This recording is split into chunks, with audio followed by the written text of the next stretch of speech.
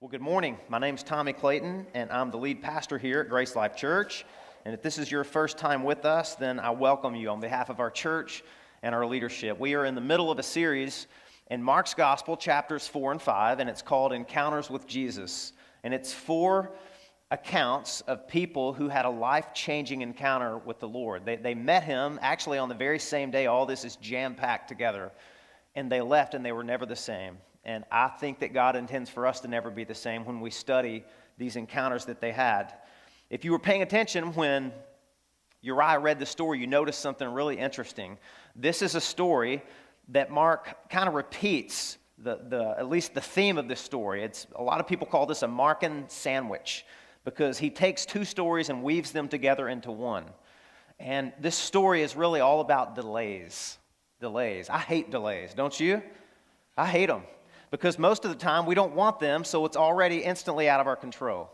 And most of you that know me know that I have 3 idols that stand out, especially when they get stepped on and threatened.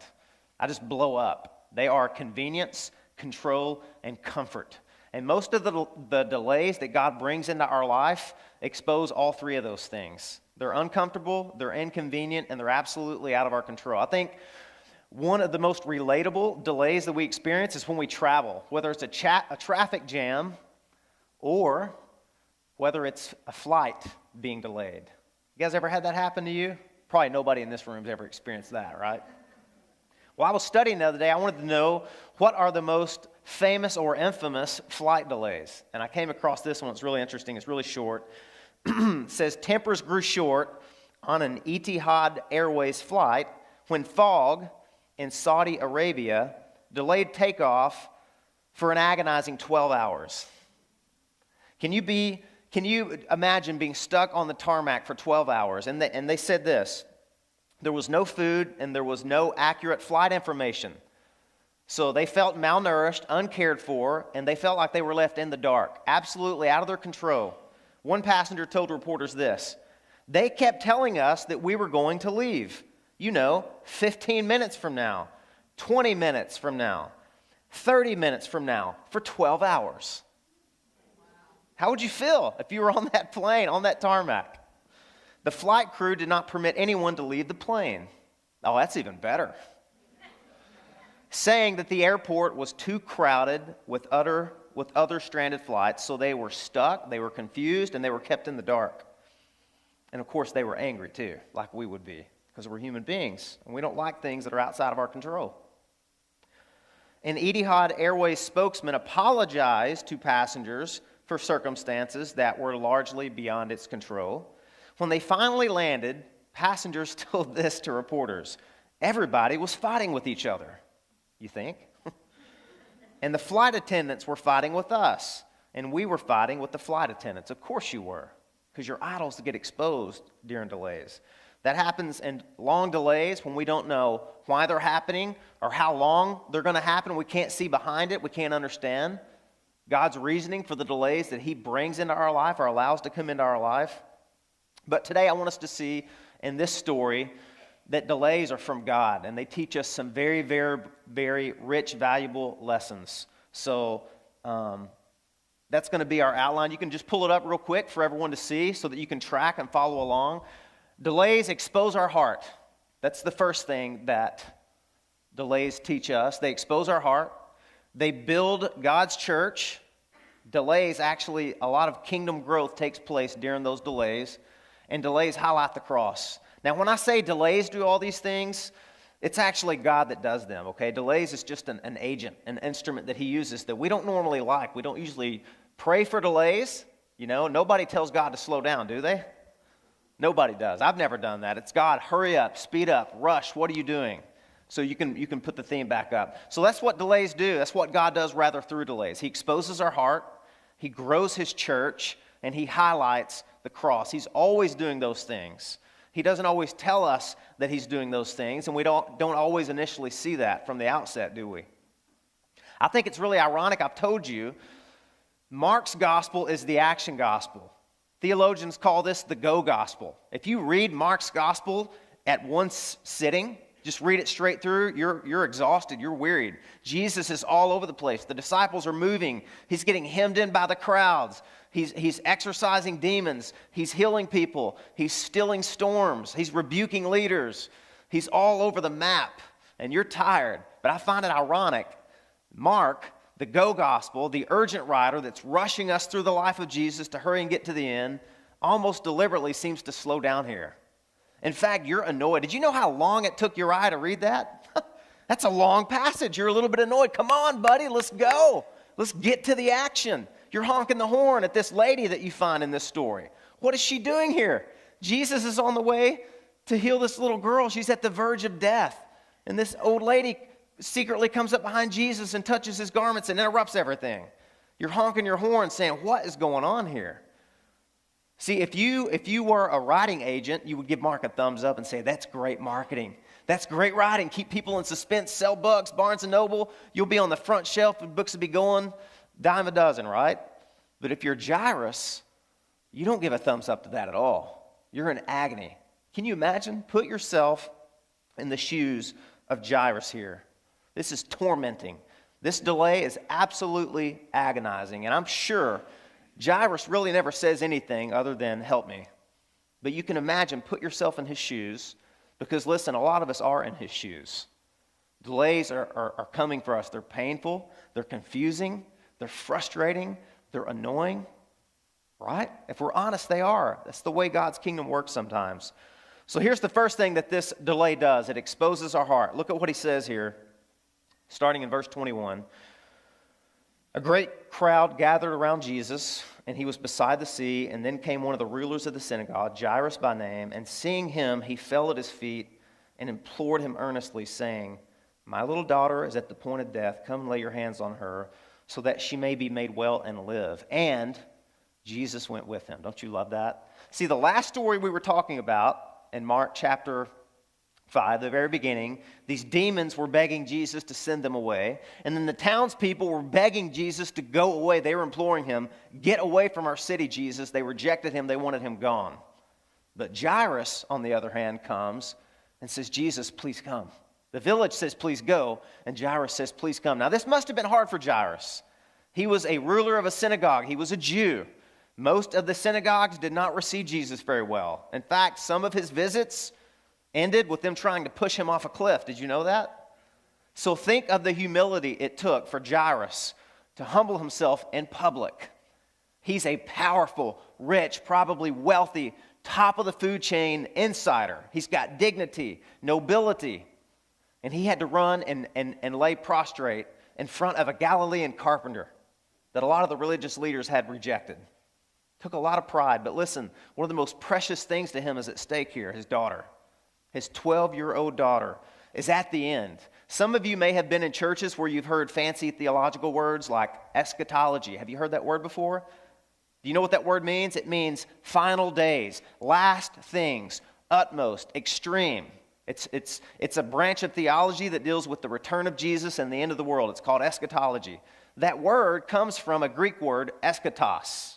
That's the word that Jairus uses here.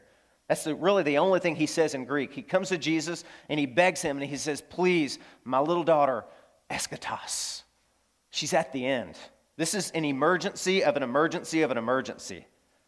She is breathing her last final breath, and he knows time is of the essence. Every second counts. And he grabs Jesus and he begs him. He says, please. And you've got to know in his mind he's thinking, I know I'm a Jew. I know I represent a group of people who have been antagonistic to you and hostile to you. I don't deserve this. But Jesus agrees, and he goes instantly. Instantly. Matthew says this was Jairus' only daughter, and she was 12. So in that culture and that society, maybe there were infertility issues. This would have been the apple of his eye. His only living offspring, he and his wife, and she was about to die, and he was desperate. And maybe you've been there too. And maybe you're there now. Maybe you're desperate and you need Jesus to act right now on your behalf. And there's these delays that are coming and you don't understand them. This story is going to encourage you because, listen, delays expose our heart. They expose our heart. We often think, God, fix this right now. And he says, how about this? How about I fix you? How about I work on you? How about transformation comes directed at the target of your heart first? Because that's what God is most interested in, is our hearts. That's what he wants. That's what he wants to change. But can you please use your sanctified imagination and put yourself in Jairus' shoes? The most important and precious thing to you is crumbling right before you, and all of a sudden, out of nowhere, Jesus stops. I mean, you're reading this story and you get the sense of urgency. Everyone overheard Jairus.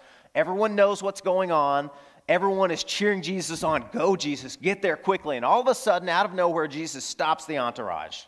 I mean, this would have been the equivalent of an ambulance rushing somebody to the ER for life-giving care, and it stops in the middle of the road for a parade of ducks or something like that, right? Jesus stops out of nowhere, and he says, hang on a minute. Somebody touched me. Who touched me? And his disciples are probably pulling their hair out thinking, are you kidding me? We're in a crowd of people, Jesus. There's thousands of people here, and people are pressing in on you, and you say, you touched me? And Jesus says, no, I distinctly felt power go out from me. Look at this. This is ludicrous. Ludicrous. Who touched my garments? Who touched me? Verse 32, he looked around to see who had done it, but the woman, knowing what had happened to her, came in fear and trembling and fell down before him and told him the whole truth. Now, told him the whole truth, there's a lot of time packed into that. A lot of time packed into that. How much time? Well, while she was telling him the whole truth and everyone's listening and Jesus maybe sat down and crossed his legs and everyone's hit the pause button, Jairus' daughter died. She died. And the people that were so urgent now have turned into mourners. There's mourners that have already gathered at the house. Probably, some commentaries say perhaps hours had gone by. Now you put yourself in Jairus' shoes. I don't have to unfold this. I don't have to color your imagination very much to ask you, how would you be feeling about Jesus right about then? How would you feel about Jesus? Would you be understanding and patient and say, he knows best. He's sovereign, wise, and kind. He's too good to be unkind. There's probably a really good reason behind this. And I'm sure it's worth the only precious thing that matters to me, dying. And him seeming to not care. You know, some people would say this is illogical. Others would say this is unreasonable. People in the medical community would say this is outright malpractice. Because this is somebody who has a chronic issue. Did you read? She's been suffering from this for how long? 12 years. 12 years. I think another hour would be okay, don't you? I mean, I think that'd be reasonable. 12 years, an issue of blood, not life-threatening. Probably a sad situation. She's probably depressed. She's probably sick of this. It rendered her unclean. We're going to talk about her more next week. She was unclean ritualistically. She couldn't touch people. She couldn't enter the tabernacle. But you know what, hon? It'll be okay. We'll get to you later.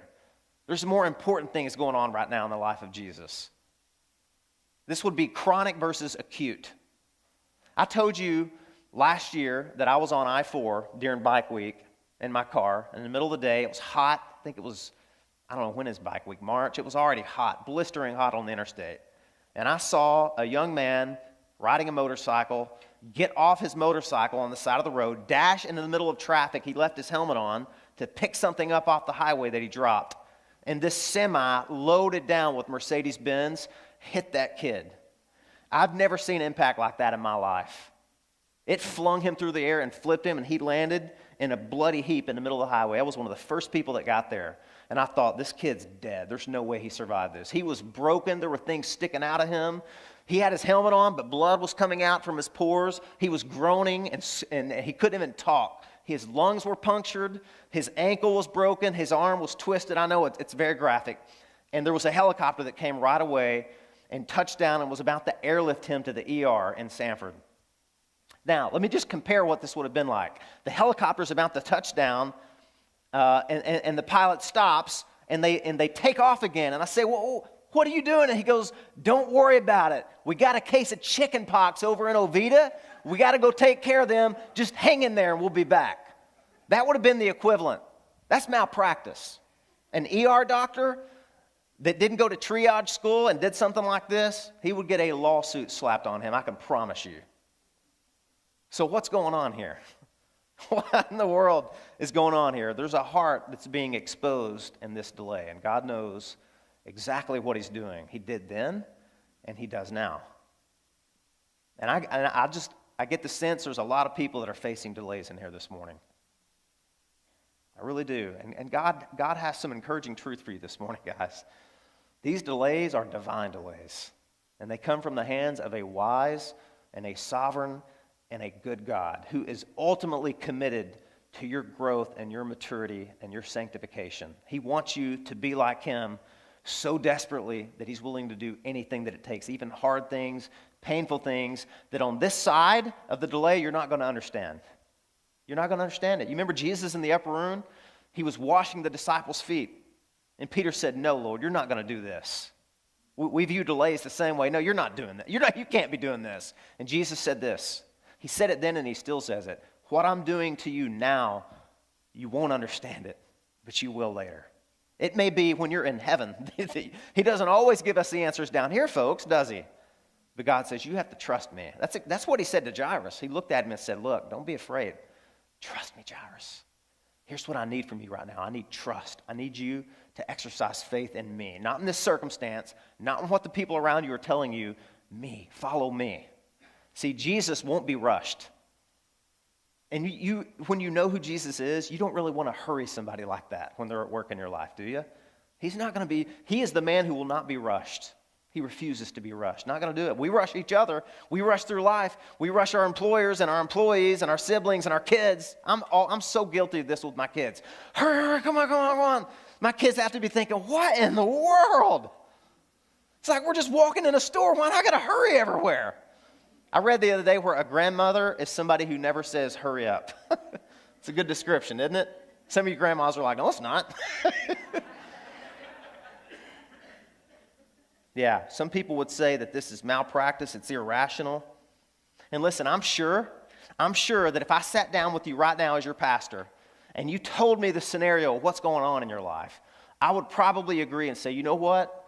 What you're saying makes sense to me. I can't conceive of a reason why God would let something like this happen. I can't explain that to you, but listen, guys, here's what you have to understand. Here's so often what we do when it comes to this kind of thing. We think this delay is incompatible with God's love for me. We think that's what the disciples did in the storm. Remember a couple Sundays ago? They thought, this is not what I signed up for, this storm. God says, my love is compatible with these storms. And listen, you better be careful. You better be careful laying your concept of time over and against God's concept of time, because listen, I can promise you this, eventually they will clash. It's a dangerous thing for a preacher to tell you something's relative, but I'm going to do that this morning, okay? Time is relative when it comes to God. It is.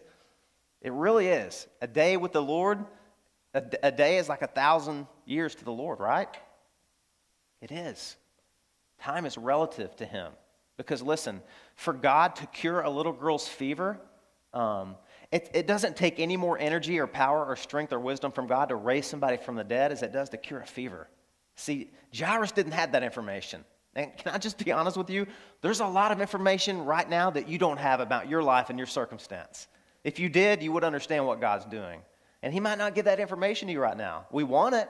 We want God to turn the lights on and give us the blueprint and send us the memo and the email and explain this mess of our life, what he's doing. And God says, no, I'm not going to give you that.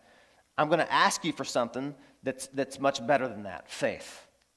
I'm going to ask you to walk by faith and not by sight, because you're not always going to understand what I'm doing. And if you impose your sense of time and expectations on me, here's the big one, folks. You're never going to feel loved by me. See, that's the payoff that you get. That's the cost of putting your agenda that you have for God, replacing faith in God with that. You're never going to feel loved. You're going to feel bitter. You're going to be angry. Your soul is going to shrivel up and you're going to languish. And I meet people like this all the time. Most of them are done with church. And you say, what happened? They say, yeah, I used to believe in that stuff. I used to believe in God, but he failed me. He let me down. And you know what? If you dig a little bit, what you often find is that he failed me was a delay. And they jumped ship. And they said, I'm not serving a God like this. And you know what? They missed out. They missed out. Tim Keller had a great quote. He said this. think I wrote it down somewhere. Maybe I didn't. That's okay. I'll read you another quote that's just as good. Okay, here we go. We think, why isn't everything going exactly the way I planned? The answer is, we're not God. That good? I didn't need Tim Keller to tell you that. We already know that. We're not God. But listen, he goes on and he says this. Therefore, the self-righteousness that needs to be knocked out of our hearts, the self-centeredness that needs to be knocked out of our hearts to a great degree, is knocked out of our hearts by these delays. It's true, guys.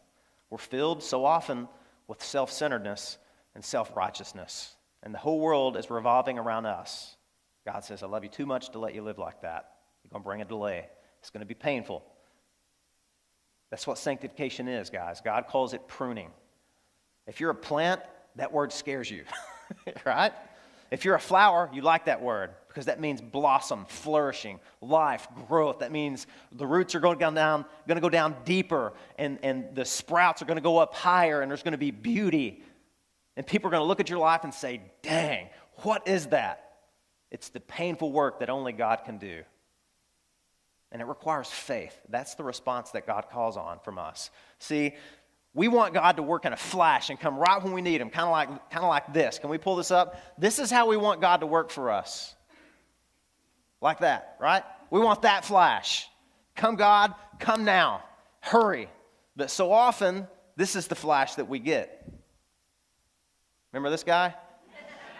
Yeah. Flash, 100-yard dash. We get the sloth at the DMV, right? But God knows what he's doing. He's wise, and he's sovereign, and he's good. And listen, his sense of timing will never match ours. You guys know all about that time thing, that relative thing. When you married, see, I can't see my father-in-law. I don't know if he's here this morning. It's probably better if he's not, okay? Because I married Sarah Marshall. She became Sarah Clayton. Honey, I'm sorry. I had to use this. It just works. And I'm a Clayton, okay? I'm a Clayton. And Claytons get there 10 minutes early. We do, always have.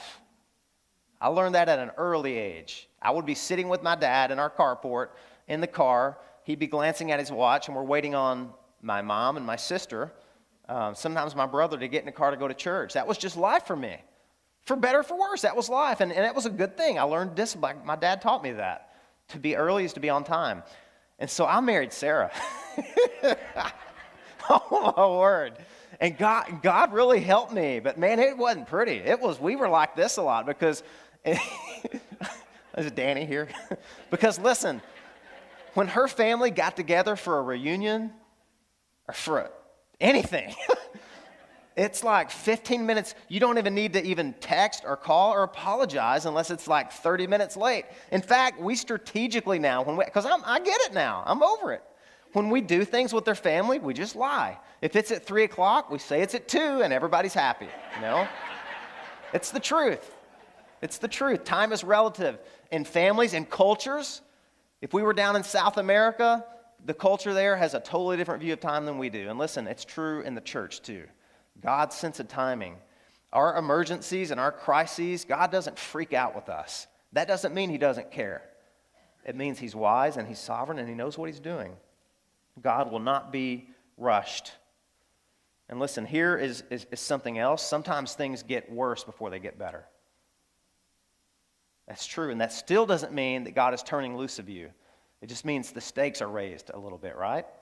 And guys, this has always been the case. This has always been the case because, and I know I mention this a lot, that's why I abhor prosperity preaching. I do. And it's a very subtle thing that happens when prosperity preachers are telling you that God wants you to be healthy and wealthy and be popular and be ripped and to have, 500 friends and all these things that the Bible never promises, ever, should be expected for a Christian, okay?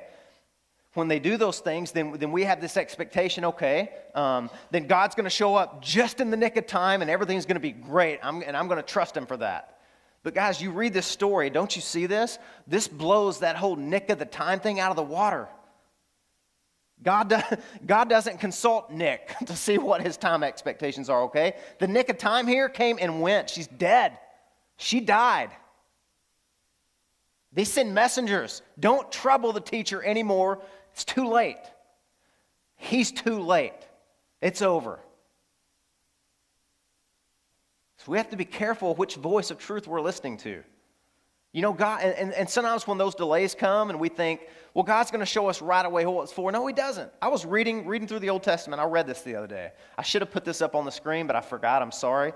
Listen to this carefully. I've kind of pieced this together for you. Isaac was 40 years old when he took Rebekah to be his wife. And Isaac prayed to the Lord for his wife because she was barren. Now, you know, Isaac was the offspring of Abraham, and through him, all the nations would be blessed, and Abraham's name, father of a multitude, that promise would come to fruition, right? So they're expecting right off the bat kids. So God united Rebekah and Isaac, but she was barren. And Isaac prayed to the Lord for his wife because she was barren, and the Lord granted his prayer, and Rebekah, his wife, conceived. That's awesome, isn't it? But if you keep reading that narrative, listen to this. When her days to give birth were completed, behold, there were twins in her womb. Isaac was 60 years old when she bore them. Now, if you're not careful when you read stories like that, you don't pick up on, and you didn't pick up on it, did you? Isaac was 60 years old when she bore them. Let me read the beginning. Isaac was 40 years old when he took Rebekah to be his wife, and she was barren. Do the math. Do the math. 20 years. 20 years of barrenness. 20 years of saying, God, where is this promise you made to us? This was your idea, God, not my idea. Back then, they didn't have fertility treatment clinics, okay? Can you imagine Rebekah looking at Isaac?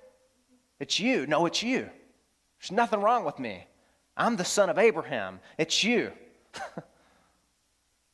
The times they cry themselves to sleep, there's delays all over the place, and there's not always this aha epiphany moment.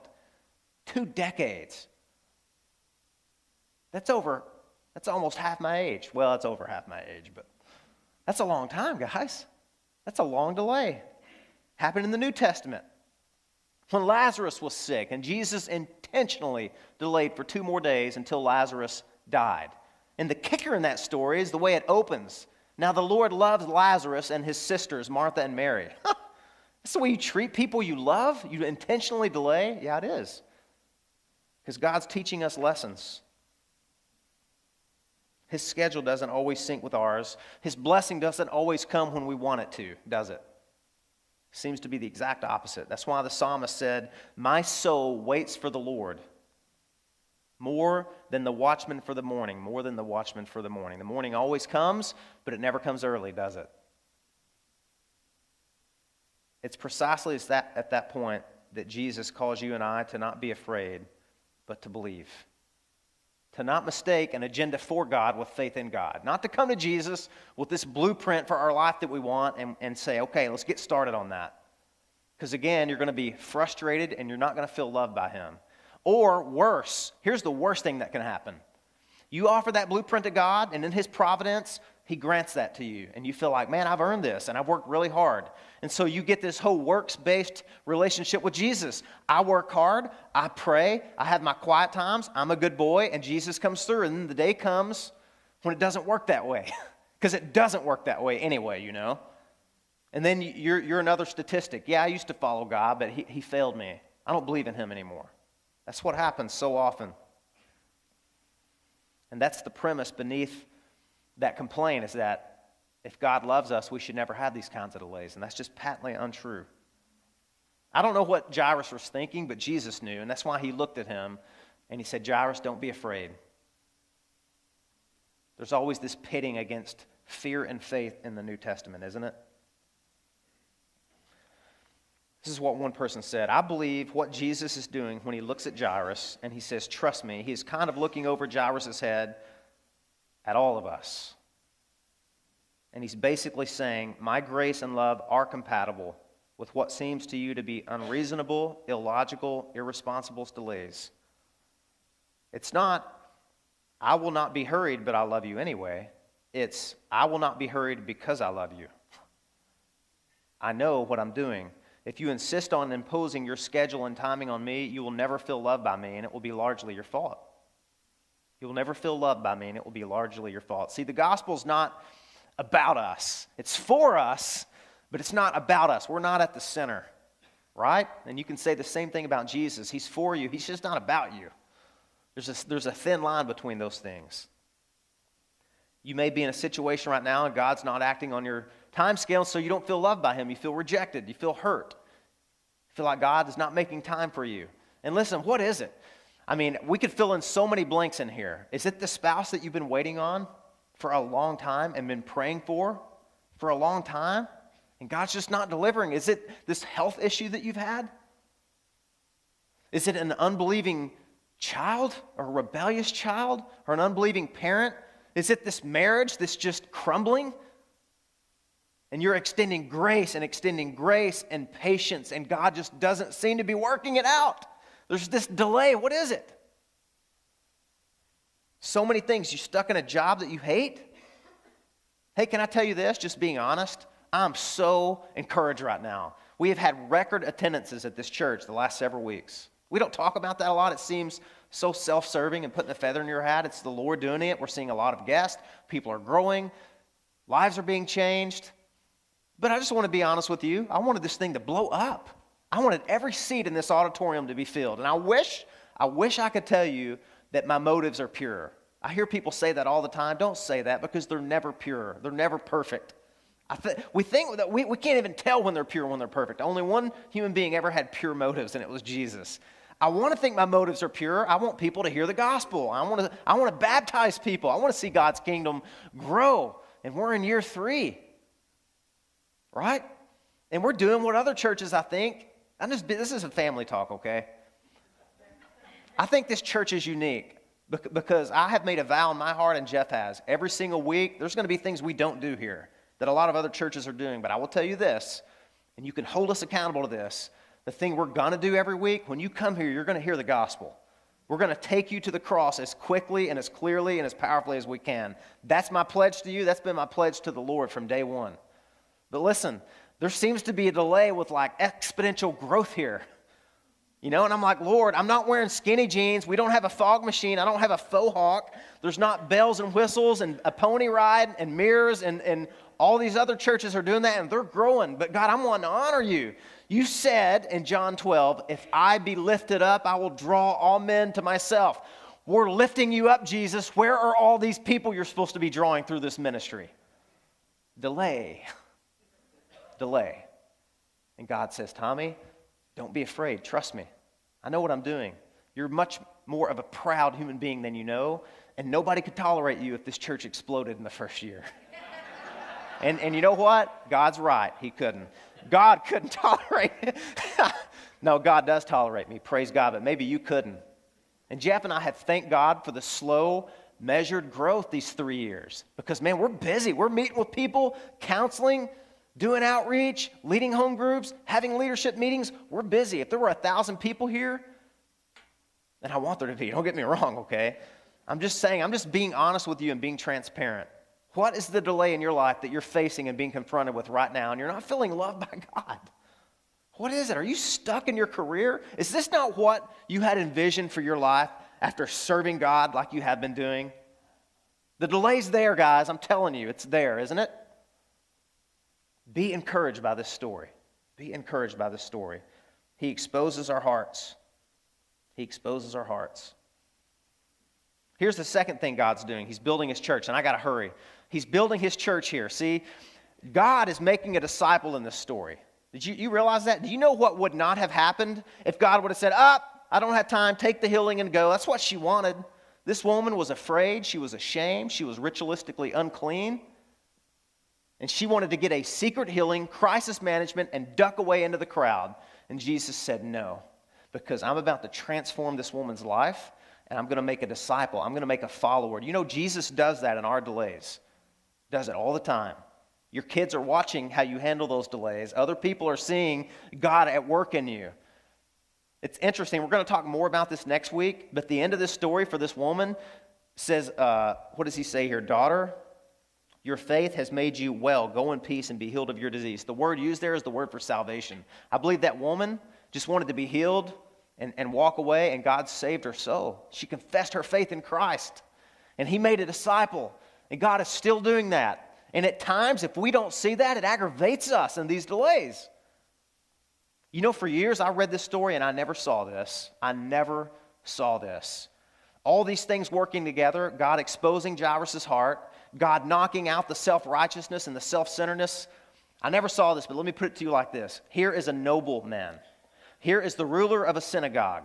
Here's a powerful, probably a wealthy and religious man. He's an insider. He's the top of the food chain, okay? Society would bow to him when he walked by. He was distinguished. He had honor. He was morally upstanding. I don't know any other way I can put it. And Jesus made him stop. Here's a man who is facing the most urgent crisis in his entire life. And Jesus said, Jairus, stop. Go wait outside for a minute. There's an unclean old lady here that I need to deal with and make a disciple out of her. Man, that knocks the self-righteousness right out of us, doesn't it? You say, well, yeah, I see what you're saying, but no, hang on a minute. This story will hit you where you live if you let it, because I know you think like I do, and you've been serving God, you've been keeping your nose clean, you've been working hard, and there's these delays that come, and you look around and you see 1,000 other people who probably aren't on your top 10 what Christianity should look like list, and things are happening for them, man. The opportunities are there, the promotions are there, their kids get saved at an early age, their careers are promising, their marriages are strong and flourishing. Am I right or am I wrong? Am I way off here? Look at this comparison up here. Look at this comparison. We're going to talk more about this next week. Jairus is a man who has a name. This woman, you want to know how unesteemed she was? We're not even told her name because probably nobody knew her name. In that society, I probably don't have to tell you women were down here. Unclean women with a 12-year issue of blood flow, they were tainted and they couldn't even worship at the tabernacle.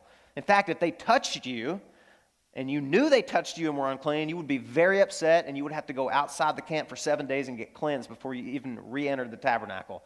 But she's a woman, she's unknown, she's poor, weak, unclean, irreligious, weak, private faith, outsider, desperate. He's an insider. He's strong. He has a public faith. I mean, look at the comparison here.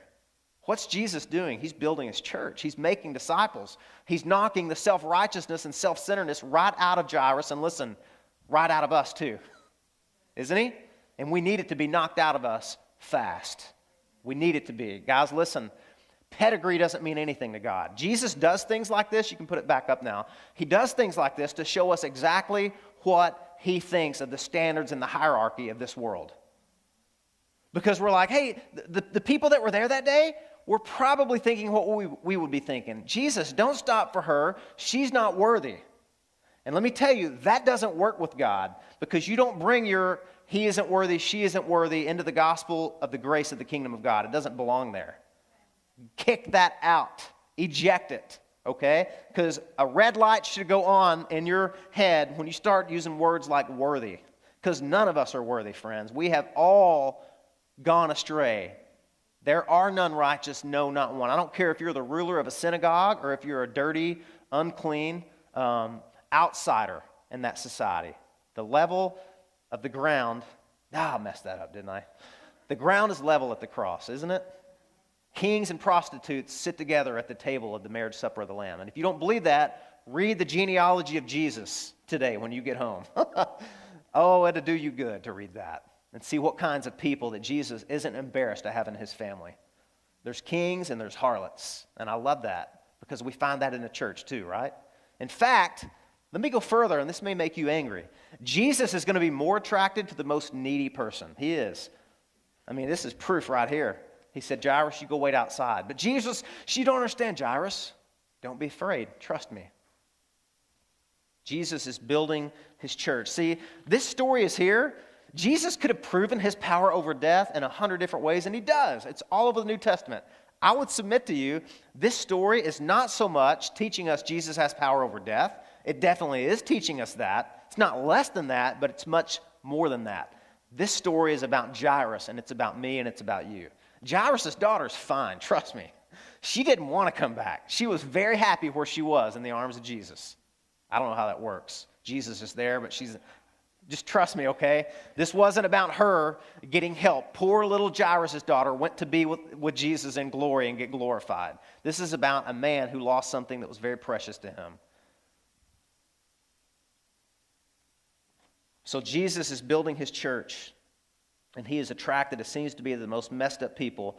And listen, all of Mark's gospel is about this. This is the upside down kingdom, right? The outsiders become insiders. The powerful become weak. You gain power by losing power. Jesus is the servant ruler. This is the who's in and who's out thing turned on its head. Pedigree doesn't work with God.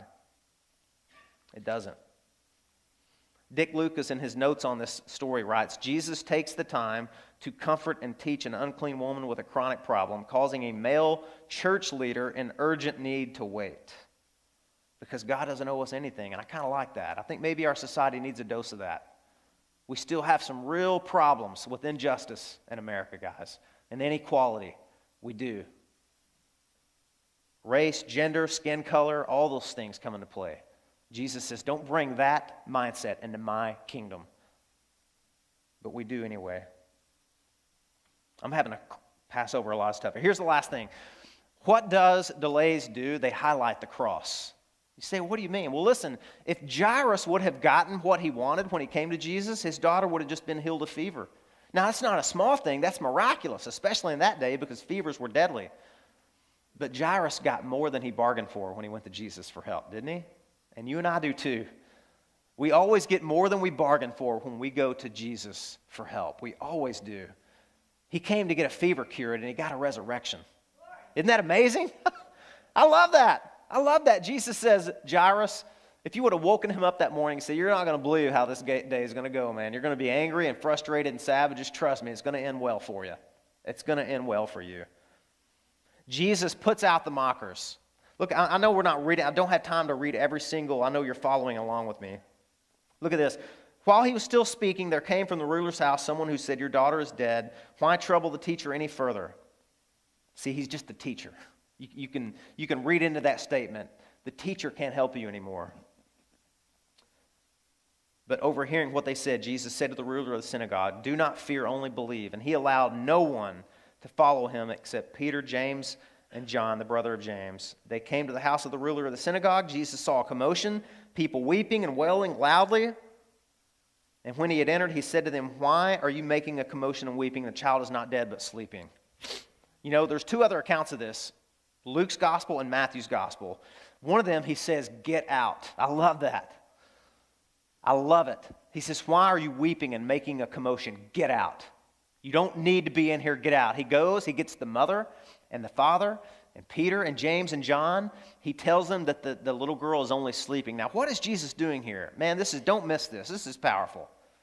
This highlights the cross because Jesus is about to show us that he has ultimate power over death. He's about to show us that. He's about to show us how he has power over death.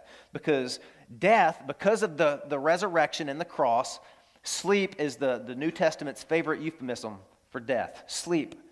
That's why he says she's not dead, she's only sleeping. And then he walks up to her. He walks up to her, taking her by the hand. You know, Jesus didn't have to go to this house, by the way, folks. You know that, right? He could snap his fingers, say the word, think the thought, and she could have been healed. But Jesus is available, he's accessible, he's interruptible, we've seen that, and he wants to have a personal touch. He wants to be there and be present and show his tenderness and care and love. So he shows up, walks in her room, she's probably blue. I mean, the people, understandably, they're making fun. Luke's the physician, and in his gospel, he says she was dead. And they're laughing, they're thinking, Jesus, we know how to check a pulse, and she doesn't have one. And he says, she's sleeping, get out.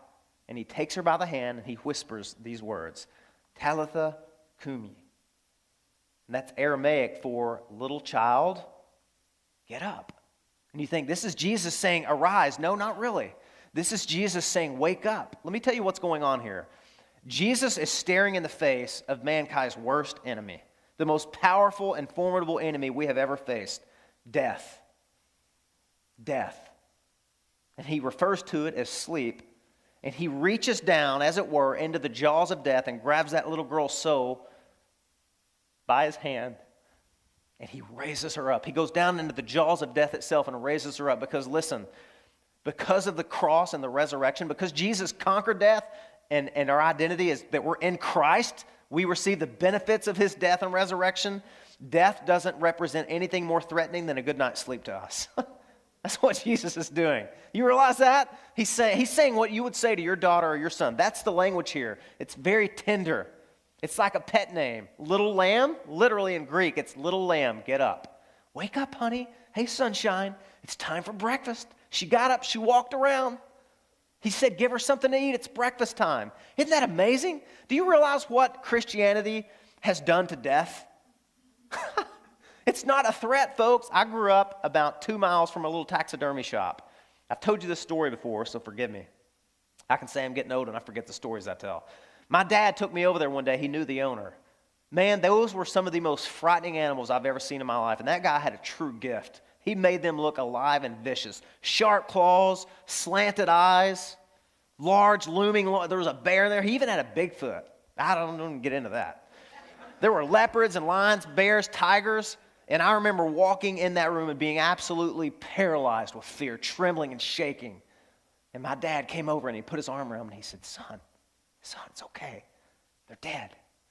They can't hurt you. There's no threat here. And when my dad told me that, I can remember walking around touching them, being able to even appreciate the mysterious power and beauty that those things once represented when they were a threat. That's what Christianity taunts death. Do you realize that? 1 Corinthians chapter 15, the Apostle Paul says, death, where's your sting? Grave, where's your power? Is this the best you can do? The lower you lay me, the higher God's going to raise me. Because listen, guys, I got to be honest with you. I don't want to be the downer, Debbie Downer today. Sorry if your name's Debbie, okay? That little girl eventually died again, okay? I don't know how old she was. We don't know the story. He brought her back from death for her parents, but she died again. Just like Lazarus died again, just like you and I are going to die one day. So the true issue was, what does the gospel have to say to me when I'm on my deathbed? Does it have any hope for me? Yes, it does. Though I walk through the valley of the shadow of death, don't miss this, shadow of death. What would you rather get hit by, the shadow of a truck or the truck? Huh? Let me tell you, the shadow. Christianity says death represents no power to us. At one time it was a prison bus, and now it's a limo. It went from an executioner to an escort. That's what death is now because of what Christ did. Because listen, he took what death was looming and promising and threatening. Jesus took that full frontal. He went down into the jaws of death and absorbed the wrath of his Father for us so that we don't have to be afraid anymore. That's what these delays teach us. If it wasn't for that delay, none of these lessons would be available to us today. Only because of Jesus are these things. The Bible says we're more than conquerors. You know what it means to just be the victor? It means that you gave a shutout, or they didn't score a point. It was a no-hitter. I'm seeing all this debate right now between Serena Williams and, is it John McEnroe, about who would win what and who's 700th. Listen, a conqueror would outscore his opponent and shame them and humiliate them. That would be that you are a conqueror. But Jesus says, through the Apostle Paul, we're more than conquerors. We are more than conquerors in Christ. I don't know what that means, but I'm looking forward to finding out, folks. Because death doesn't represent any threat to us anymore. Not at all. And I know I have to close here, so let me close with this illustration. I read about the other day the 1986 accident at the Chernobyl nuclear plant. You remember that in the Ukraine? There were 4 large radioactive, unstable power heads up there. And they were leaking out. They were ruptured and they were leaking out all this radioactive material. To the extent that 28 people that were on staff were exposed to it, and the emergency workers died, and months went by and more people were dying. But it could have been one of the worst disasters in the history of the world, because had all those things, there was a pool that was underneath the reactor, and had all of that waste that was leaking down hit that water, it would have created a steam explosion, and all the millions of citizens in that city would have been exposed, and probably the whole world would have been exposed. But the disaster was averted because 3 men were willing to dive down into that water and lift a floodgate, even though the water was tainted and polluted with all this radioactive waste. They knew that it would probably be a suicide mission. But they geared up, they had a light, and they swam down into the jaws of what was certain death. And they lifted that floodgate, and all the water left. And so when all that matter leaked, there was no steam, and millions of lives were spared. And I thought of that, and I thought, that's exactly what Jesus did. Those men risked their life. Jesus gave his life. He swam down into the jaws of death, as it were, on that cross, in darkness, alone, in agony, as an outsider, screaming, my God, why have you forsaken me?" And he absorbed all the wrath of the Father, all that judgment that we deserve. He took all that on our behalf so that we could say, "Death, where is your sting?" He was an outsider who became an outsider. He was cursed so that we could be blessed. And guys, that's what delays teach us. They highlight the cross, they remind us of the gospel, they expose our hearts, and God builds his church. He does all those things with these delays. And let's thank him for it. Father in heaven, thank you so much.